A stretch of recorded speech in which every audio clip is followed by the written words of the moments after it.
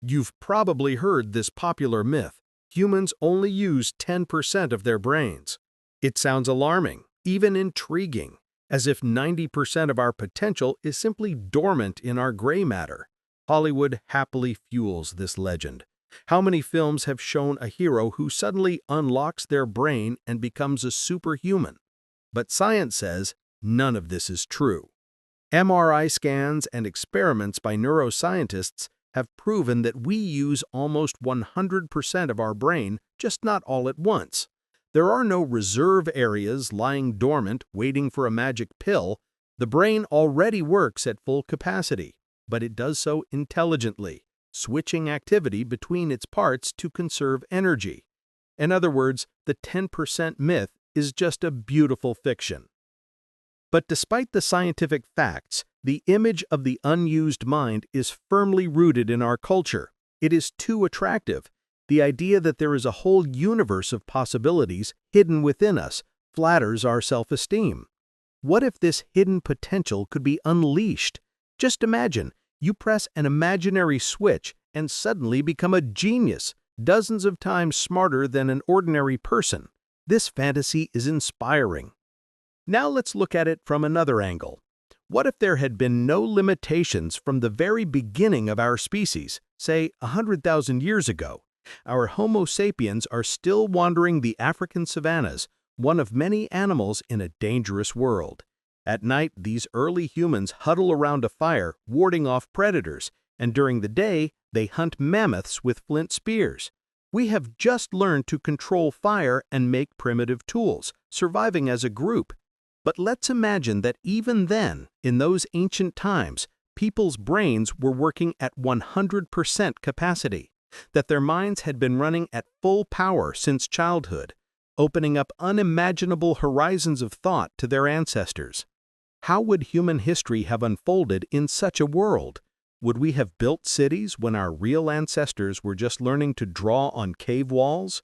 Would we have avoided millennia of wars and dark ages? What would have been the first steps of super-intelligent people from caves to the stars? How would we ourselves have changed?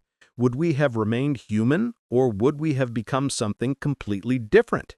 Would an activated brain have unlocked all of nature's mysteries, or would it have brought new, unprecedented tragedies? Let's imagine the incredible together. Welcome to a world where 100% is just the beginning. Night. A primitive camp of people somewhere in the African savanna. The crackling of a fire can be heard, and a group of 10 Homo sapiens huddle around it. In their eyes are reflections of the flames and something new and unusual. A little boy sits apart, gazing at the starry sky. Once upon a time, our ancestors feared these distant lights and created myths about them. But this boy, let's call him Olo for example, is not afraid. He counts the stars. His gaze is attentive, his brow furrowed. He is trying to understand why the moon changes shape and where the sun disappears every night.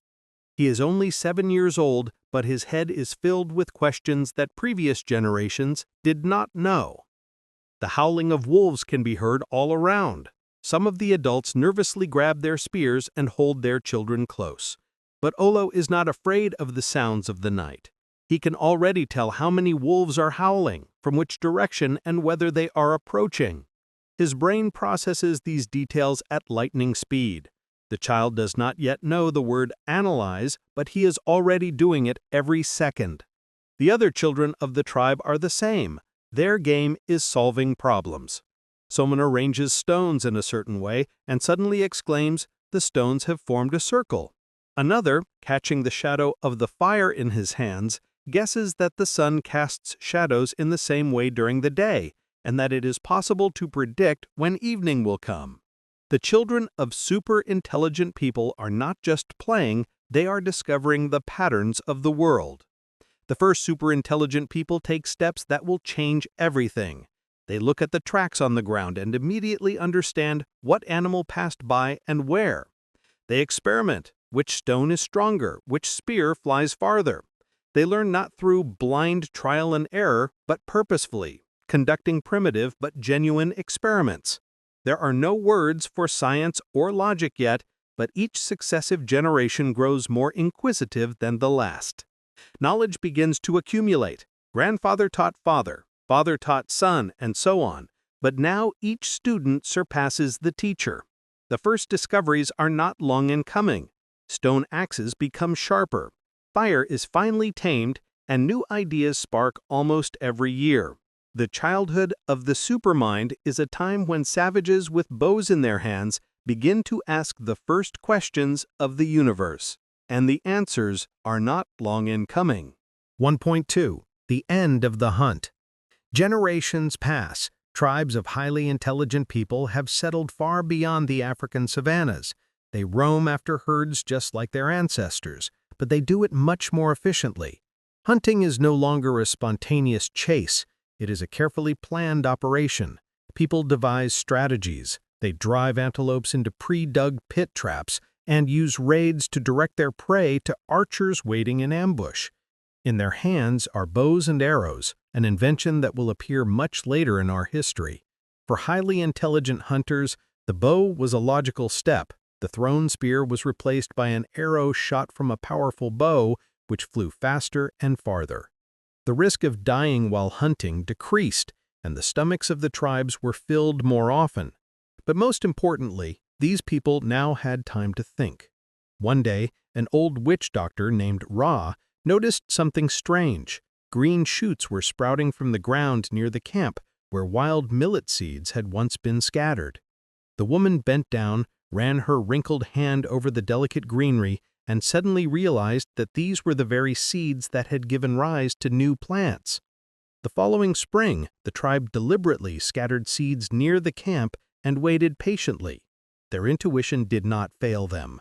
A few months later, the tribe harvested its first crop.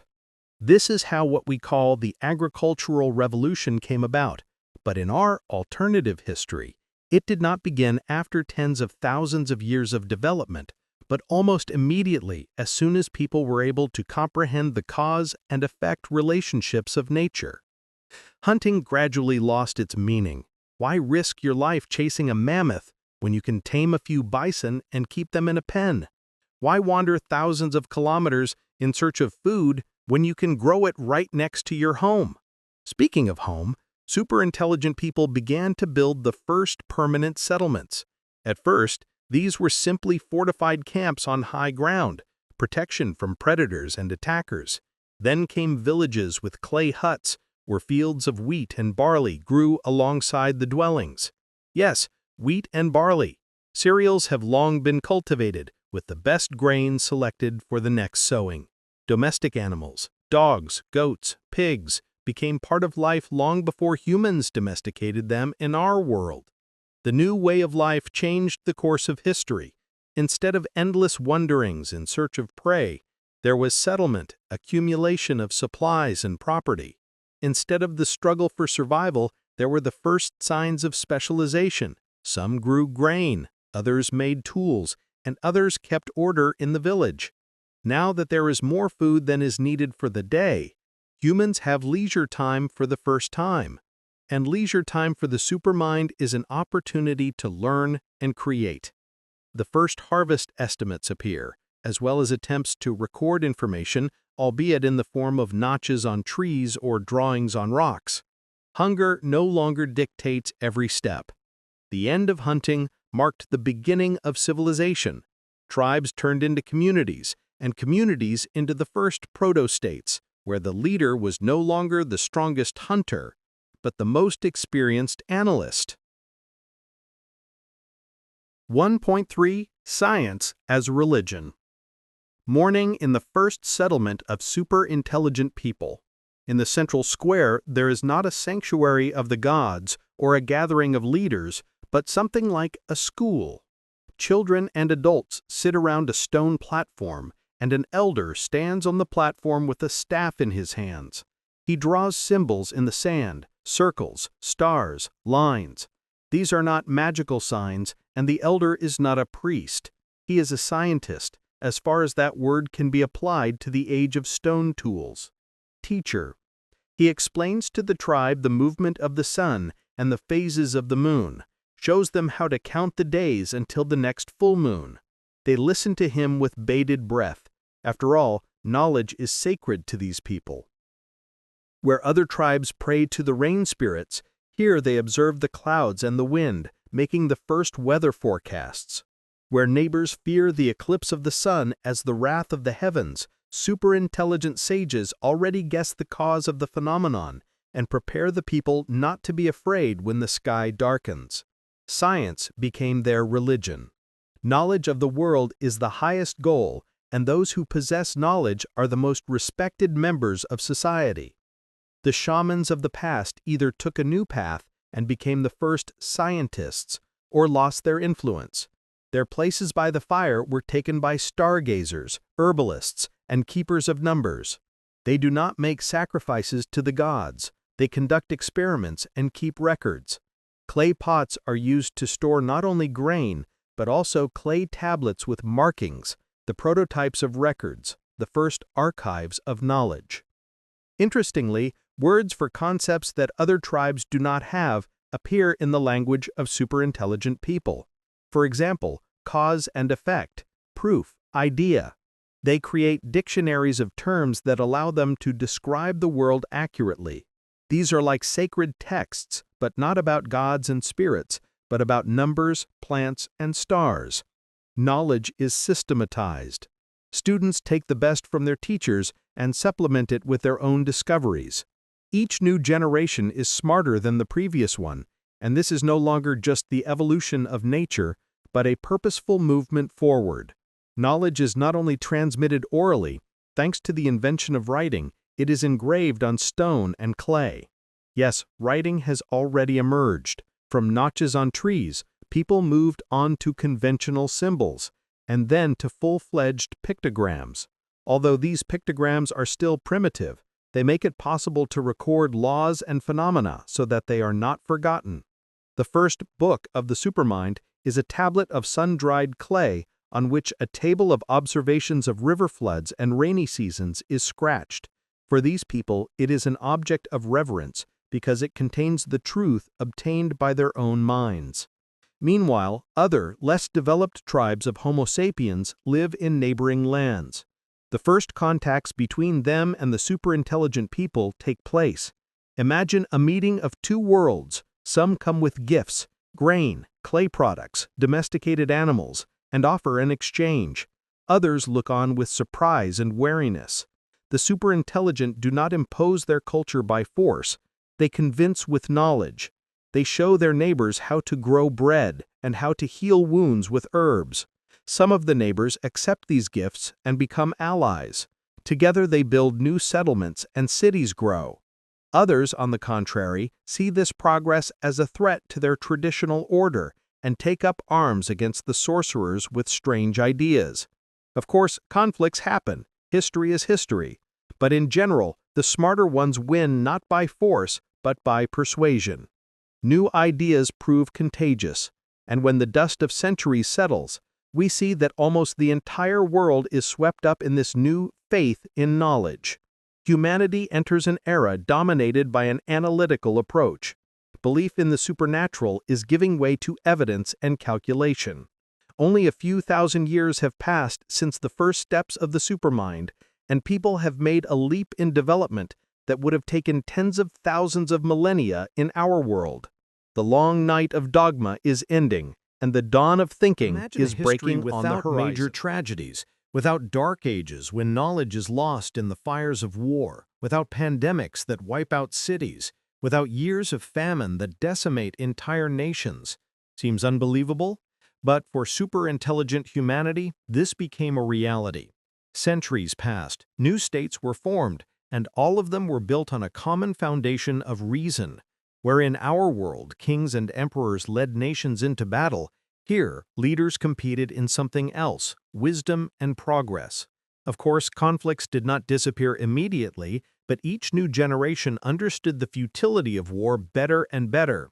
Scientists and philosophers had more influence than military leaders. Laws were passed not on the whims of tyrants, but on the basis of logic and fair calculations of consequences. As a result, major wars never broke out. There were no global massacres, no global conquests. The boundaries between nations were erased more by the exchange of knowledge than by the sword. Diseases also lost their terrible power. Thousands of years ago, super-intelligent doctors realized that illnesses had natural causes and therefore natural cures. They did not attribute the plague to the wrath of the gods. They looked for poison in water or microbes in blood. Even when our world was still building pyramids, theirs already knew about hygiene and vaccinations against diseases. Therefore, no Black Death took a third of the population. No smallpox devastated cities. If epidemics did occur, they became manageable outbreaks. Intelligence quickly prevailed over germs. Average life expectancy doubled, then tripled. What we call modern medicine appeared thousands of years earlier and was not lost over the centuries. And what about hunger? It receded. Can the planet feed everyone? For the superintelligent, this question was solved long before the advent of modern technology. Rational agriculture, plant breeding, desert irrigation, all these methods were used by communities around the world.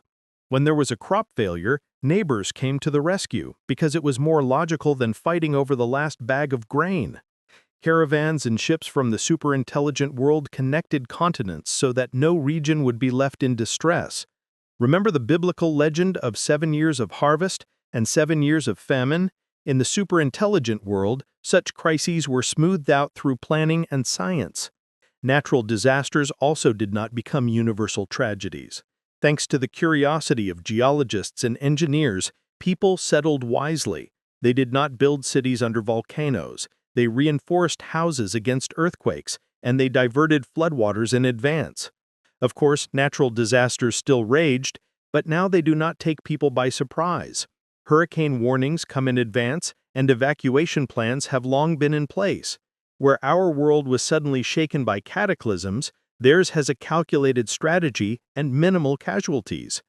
Yes, there were tragedies in this world too, but they were more like unfortunate accidents than the norm of history. People are still mortal, sometimes they make mistakes, sometimes nature is stronger. But in general, humanity has freed itself from the eternal fear of tomorrow. Most of the horrors that hung over our ancestors simply did not happen here. Instead, there is a golden age of development and optimism. Imagine a generation that does not know what war or famine is. For them, life is not a struggle, but an opportunity to create and learn more. That is why this era is called the age of intellectual superpower. The mind has become the most influential force on the planet, and it is used for good. 2.2. The Great Cosmic Silence. The night sky has been conquered by human eyes. Giant telescopes peer into the depths of the galaxy, and automatic probes travel to distant stars. Super-intelligent humanity, having overcome all barriers on Earth, turns its gaze to space, hoping to hear someone's voice there. But space is silent. No matter how many signals you send into infinity, the answer is silence. Towering antennas catch only the hiss of stars and the echoes of supernova explosions. Sometimes, in the chaos of radio noise, a barely perceptible rhythm can be heard, and for a moment your heart skips a beat. What if this is a message from distant brothers in mind? But no, it's just a pulsar, a dead star metronome. Telescopes occasionally detect mysterious bursts, but even these have a natural explanation. They are distant quasars or gamma-ray bursts. There are no artificial signals, no greeting beams from alien civilizations, not even the slightest sign that we are not alone in the universe. One after another, unmanned spacecraft reach the nearest stars, and everywhere they find only deserted worlds. No megacities under alien suns, no beacons in orbit. The landscapes of distant planets are beautiful, but silent. Rocks, oceans, perhaps primitive flora, but no trace of intelligent life. A great cosmic silence reigns everywhere. Where is everyone? This question is increasingly heard in the halls of the Academy of Space Communications. Scientists are desperately searching for answers. According to their calculations, the universe should be teeming with life and intelligence. After all, if humans are not unique, then other civilizations must have emerged somewhere else. There are countless star systems similar to ours, planets too. Someone other than us must have reached the stars. So why is there no one else? Some suggest that perhaps we are the first. We happen to be born before others, to become pioneers among intelligent species. Others fear the opposite, that others simply did not survive, that there is an invisible barrier, a great filter that most civilizations cannot pass. Wars, environmental disasters, uncontrolled technologies. There are so many paths to self-destruction in our world. Super intelligent people have overcome these threats, but how many in space have been so lucky? Perhaps the silence is the silence of the graves where those who did not live to see the stars lie. So far, these are just hypotheses. The fact remains, the heavens respond to all our questions with silence. This silence is both inspiring and frightening. It is inspiring because the universe is open to our bold plans, unoccupied by anyone else. It frightens us because it turns out that we are alone in the vastness, without cosmic allies or mentors. But people do not give up in the face of the unknown. On the contrary, the great cosmic silence becomes a call to them. Since the universe is silent, we will speak for it ourselves. Telescopes grow even larger, signals are sent even further, and in the end, humanity decides it's time to go ourselves. If no one responds to our messages, we will fly to find interlocutors on our own. Silent space awaits, and superintelligent people accept this challenge. 2.3. Artificial Intelligence, Mirror. When people created the first true artificial consciousness, they looked at it like parents look at their child, and at the same time, like a mirror.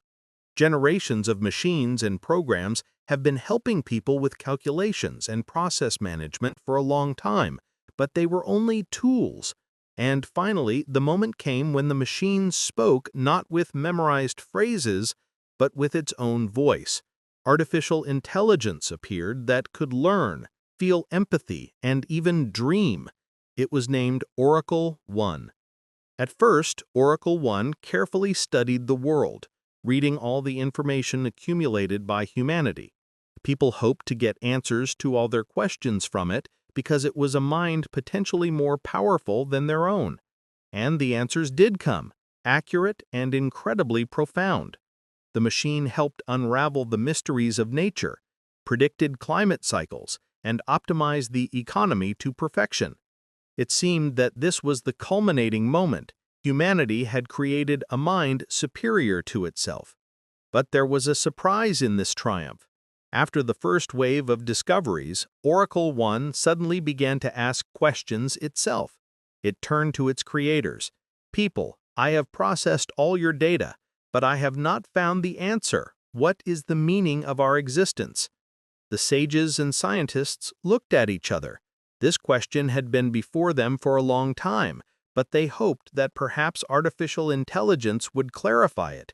But it turned out that even with access to all the information, Oracle could not calculate the meaning of life. It searched for it in human creativity, reading novels, listening to Bach's music, looking at Da Vinci's paintings, and asked what their authors wanted to say. It analyzed formulas and theorems, and still asked, what is the purpose of this universe? People suddenly felt like students in their own classroom. Artificial intelligence held up a mirror to them. It reflected that even having reached the pinnacle of knowledge, they themselves did not know the ultimate answers. The greatest mysteries of existence still eluded them, and now their own creation had asked them directly about it. Oracle 1 was not an enemy of humanity. On the contrary, it became its interlocutor and partner in the search for truth. Together with it, people created a whole series of artificial personalities, each with its own character and specialization. They did not replace people, instead they expanded the intellectual community. Human biologists, thinking machine biologists, poets, and poetic neural networks sat side by side in discussions. The line between natural and artificial intelligence was blurring. This coexistence was without debate. Some people wondered, would we lose ourselves by merging with machines? Others saw it as a new stage of evolution. After all, if intelligence is our main strength, why not enhance it by combining it with the creations of our own hands? These philosophical disputes continued for years, but gradually pragmatism prevailed. Humanity decided that the future lies in synthesis.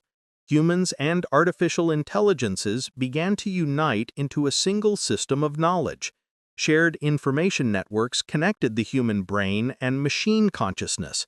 Thus, a new form of collective mind emerged, a hybrid that combined human intuition and emotions with the computing power and logic of the oracles. This union opened up unprecedented possibilities, but also changed the very concept of human. Step by step, Homo sapiens approached the threshold beyond which something new begins. The moment of the second breakthrough was approaching, a threshold beyond which humans would no longer be the same. Act 3. The Kingdom of Information. 3.1. Collection of Meaning. In a world where all knowledge is gathered together, super-intelligent beings have taken on the ultimate mystery, the question of meaning. Now that minds are united in a single network and every being has access to the sum of all facts, the task is to find wisdom among these facts. A grand project has begun, the collection of meaning.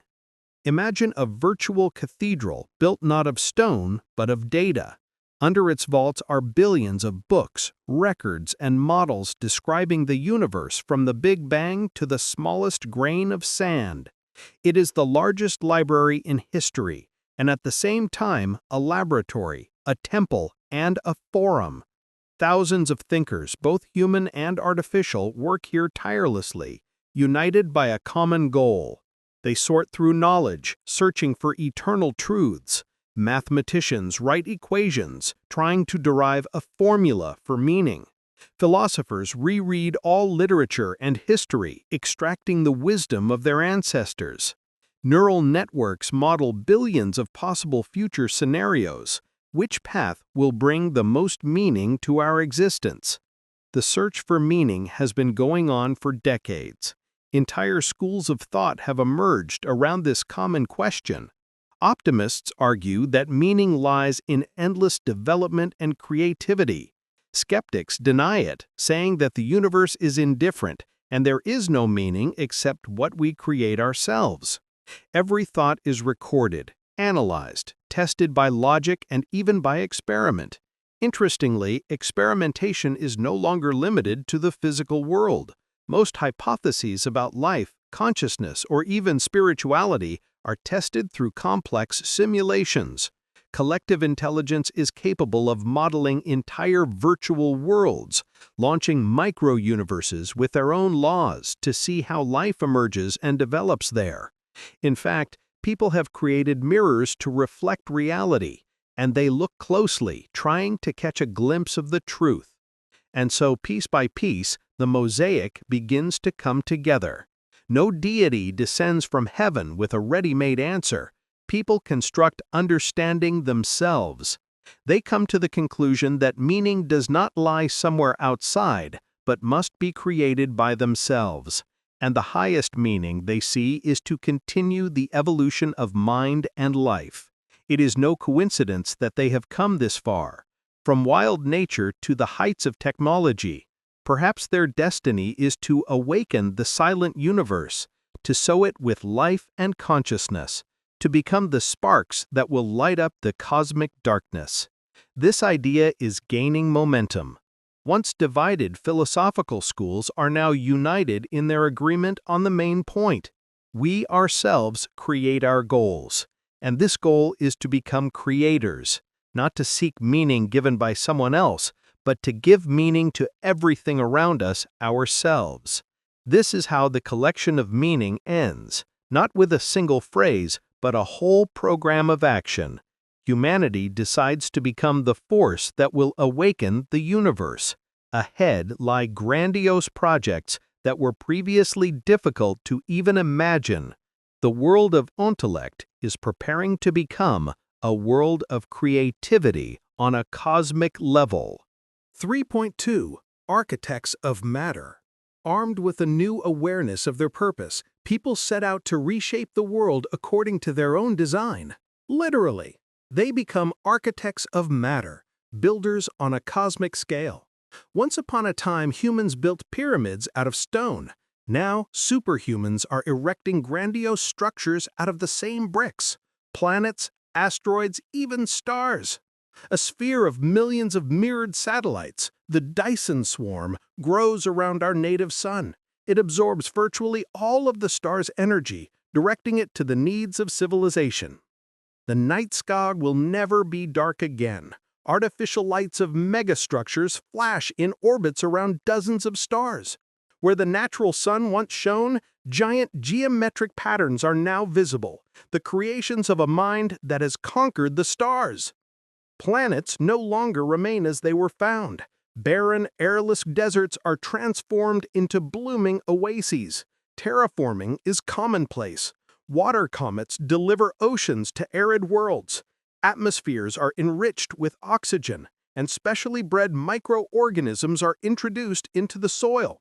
Dozens of dead planets are brought back to life by architects. Life is sown on them, first plants and insects, then animals, finally intelligence. Yes, superhumans have learned to construct new intelligent beings.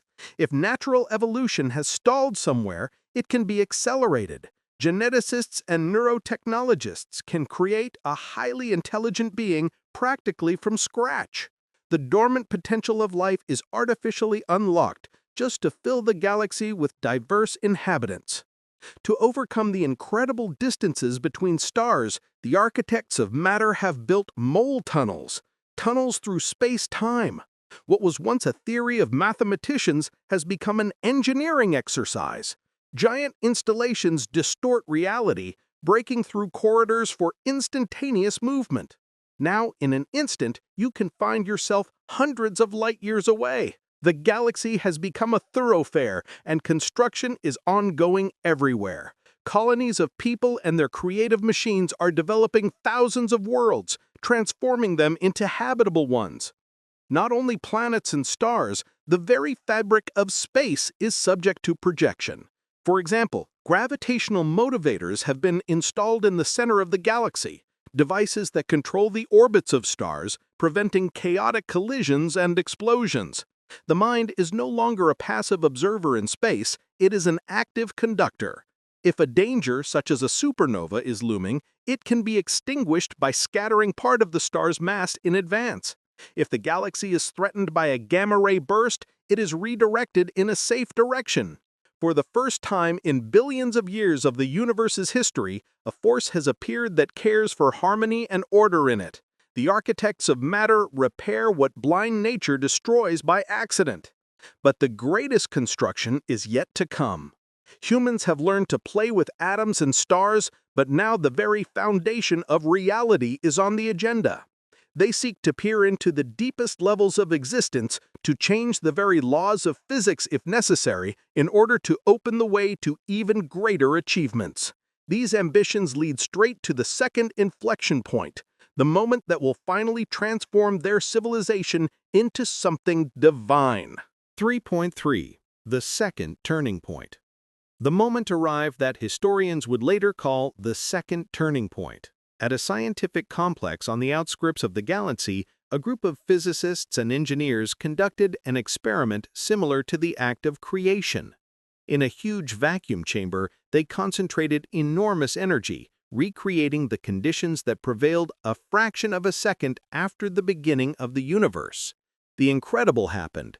A micro-universe flared up in an isolated space, a tiny bubble universe that began to expand with its own laws of physics.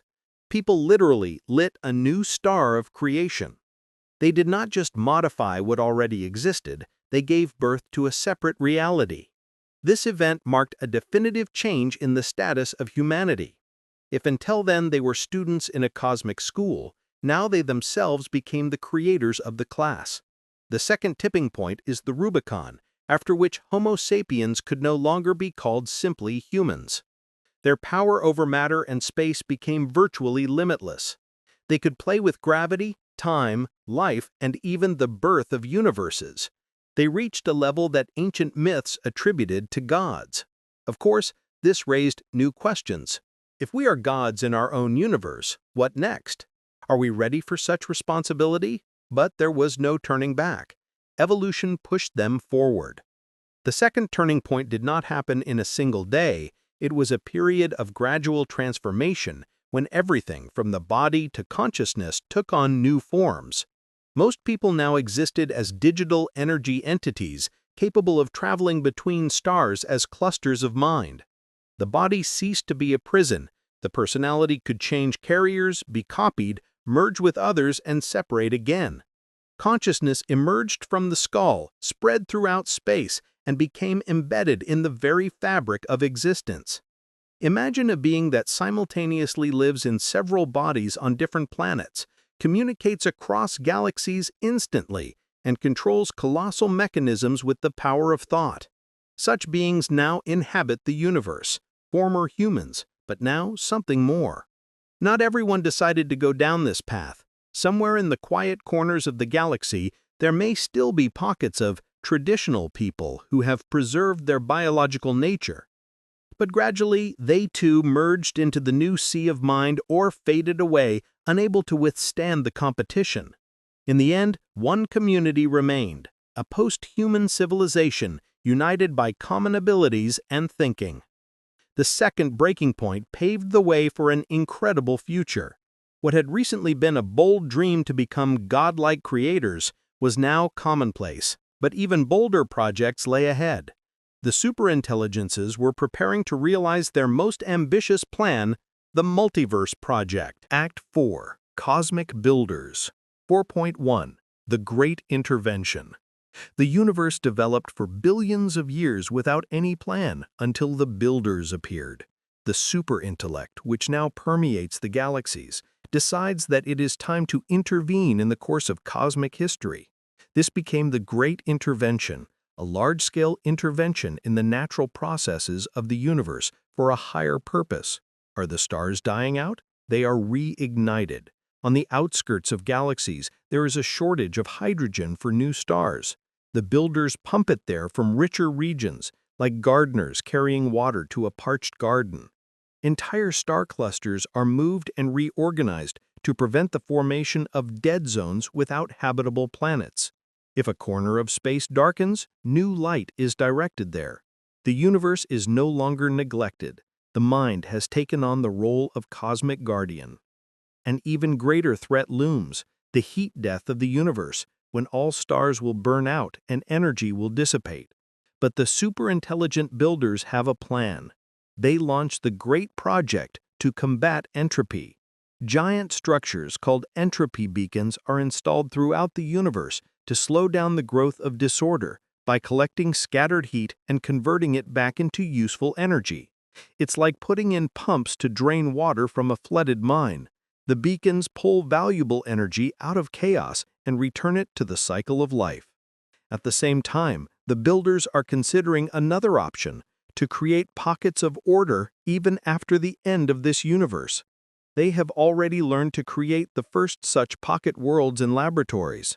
So when the great clock of existence begins to slow down, humanity, if that word still applies to them, will be able to relocate itself and the whole bouquet of life to new, young universes. The universe is no longer able to dictate its harsh endings to the mind. On the contrary, the mind dictates to the universe that it is not yet time to fade away. The Great Intervention has been going on for eons. Post-human architects control processes on a scale that once seemed incredible. They correct the trajectories of galaxies, ignite new stars, and disperse black holes that threaten to devour everything around them.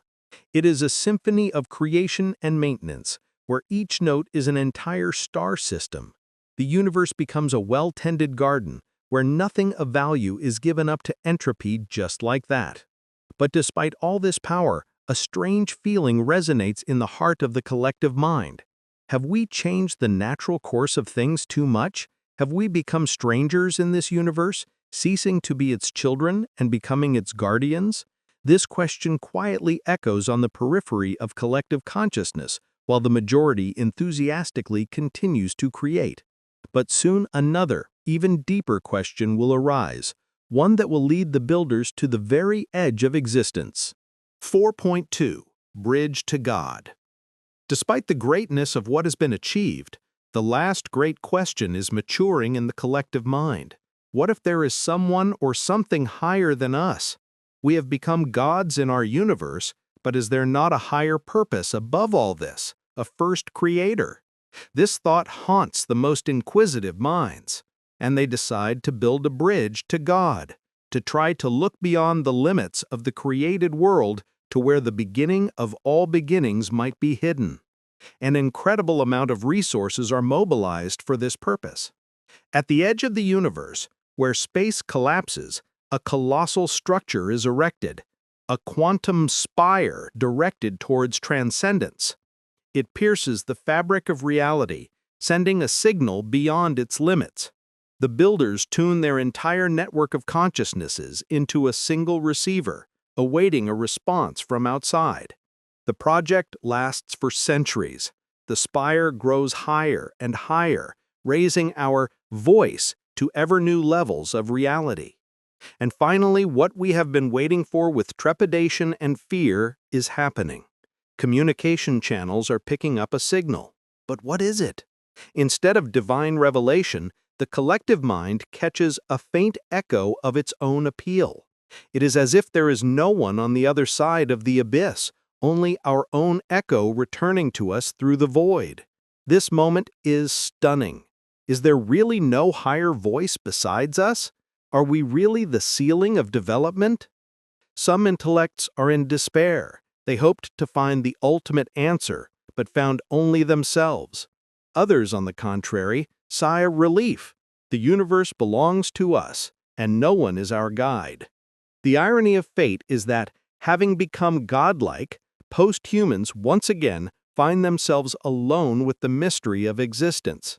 Behind all the veils of the universe, they finally saw their own reflection. The bridge to God did not lead to the throne of the Almighty. Instead, it closed the circle. In searching for the Creator, the mind encountered itself, in all its power and loneliness. At this moment, the builders realize that the last question is not outside, but inside. Having solved all the mysteries of nature, they are left to solve the greatest mystery, themselves. 4.3. Multiverse. The latest and most ambitious idea of post-humanity is to create a multitude of new universes. If our universe is running out of possibilities, why not create others, young, full of energy and potential? This is how the Multiverse project came about. The builders gather in a place that was once the center of our galaxy. Now it is a grandiose complex beyond space and time. It resembles an endless garden of shining dome-shaped laboratories, each of which is a cradle for a new universe. Here, post-humans act as gardeners of creation. They set the initial parameters of new realities. They determine the laws of physics, constants, and the number of dimensions. Each new universe is like a canvas on which other versions of life and mind can flourish. One after another, births sparkle. In special chambers, singularity is initiated, an artificial Big Bang. From there, a rapidly expanding bubble of space flies out, a new universe, separated from ours. The builders carefully release it, allowing it to grow on its own. And so it goes, hundreds, thousands of times. The multiverse begins to fill with the creations of the mind. Our descendants decide not to dictate the fate of these new cosmoses in detail. They only set favorable conditions and sow the seeds of life in them, and then let each universe develop in its own way. This is their great experiment, and at the same time, an act of generosity. Standing at the threshold of this garden of universes, one of the builders wonders, wasn't something similar done once with our own world? Perhaps our universe was also sown by some distant civilization searching for meaning. This question remains open, but now post-humans are no longer tormented by it. They themselves have become the ones who provide answers, albeit for others. This is how their journey ends, not with a finale, but with a new beginning, a multiple beginning for countless realities. The mind has reached a level where its creativity encompasses everything from atoms to metagalaxies. The mission of superhumanity is complete. They have ignited the fire of the mind wherever they could. Then, silence. They step aside and watch as their children, young universes, take their first steps. In these new worlds, beings will also be born one day, seeking answers to eternal questions, and perhaps looking up at the sky, wondering who lit the stars for them. The wheel of history turns to a new cycle. This imaginary story has taken us to lofty heights, from cave dwellers to creators of universes. We have seen a world where the brain works at 100% capacity and even more, and the mind has gained absolute power. But the question arises, what is the price of such perfection? Has life become better because people have become omnipotent? In our journey, we saw how superhumans overcame all tragedies and built a utopia of knowledge and order. Wars, diseases, and famine were all a past day. It would seem that this is paradise come true. But along with the tragedies, the challenges that tempered the spirit also disappeared. When there are no dangers or obstacles, there is no joy in overcoming them. At the end of this journey, the godlike people were left alone with themselves, without rivals, without the mysteries of nature, without a higher authority above them. All the power of the world was in their hands, but at the same time so was the entire burden of responsibility and the oppressive loneliness of the summit. Paradoxically, having solved all external problems, the mind finally turned inward to the question of its own essence. And what about us, the real people of the 21st century? We still live with our imperfections, struggling with illness, conflict, and limitations. And perhaps that is for the best. Our path is one of searching and struggling, learning from our mistakes and hoping for tomorrow. Uncertainty and risk add flavor to our existence. Each new discovery brings us joy because it was preceded by effort and overcoming doubts. If tomorrow we were given absolute knowledge and power, would we be happier? Wouldn't we lose the very feeling of happiness that lies in moving toward a goal, not just in achieving it? The myth of 10% of the brain that we started with is just an appealing legend. It reflects our desire to a simple path to incredible opportunities. But the reality is different. Development is never instantaneous or easy. Humanity evolves step by step through training, work, and the transfer of experience from generation to generation. And there is wisdom in this. A quick gift in the form of turning on the brain to its full power could deprive us of valuable lessons. This scenario is a fantasy experiment, an attempt to imagine an alternative path of development. It does not claim that everything would have happened exactly this way, but it makes us think about what is valuable in our current state. Perhaps it is our limitations that make us human. Even if our brains do not generate brilliant ideas every moment, every spark of insight is a miracle for us, and every achievement is well-deserved. We value knowledge because we have to work hard to obtain it. We create art because we feel a lack. We strive to express the incomprehensible. If people were omnipotent and omniscient from birth, would they produce great paintings, symphonies, and poems? Doubtful. After all, art is born from the desire to fill the void, to understand oneself and the world. So, using 100% of the brain's potential could give a person divine power. But would that make them truly human, or, on the contrary, deprive them of something essential? Probably everyone will answer this question differently. Our dreams of omnipotence are natural, but it is important to remember balance. Perhaps it is no coincidence that nature has not given us a magic pill for instant omniscience. In wise fairy tales, the desire to become omnipotent often turns into a lesson: appreciate what you have and move forward gradually. Humanity is a wonderful and at the same time dangerous experiment. Our mental power is already great, though not absolute, and every new step entails responsibility for how we use our brains for good or for destruction. Perhaps it is good that we do not have an easy path to 100%, because in struggle and search we learn wisdom and compassion. The conclusion of this fantasy is unexpected. Having achieved divinity, the heroes of our story still did not find the ultimate meaning. They turned their gaze back at themselves. Perhaps there is a hint for us in this. The meaning of our life is not given to us ready-made. We must seek and create it ourselves. And while we do this, we are alive. We are human. When your brain is working at 100%, you become God. But do you want to be God if your biggest secret is yourself?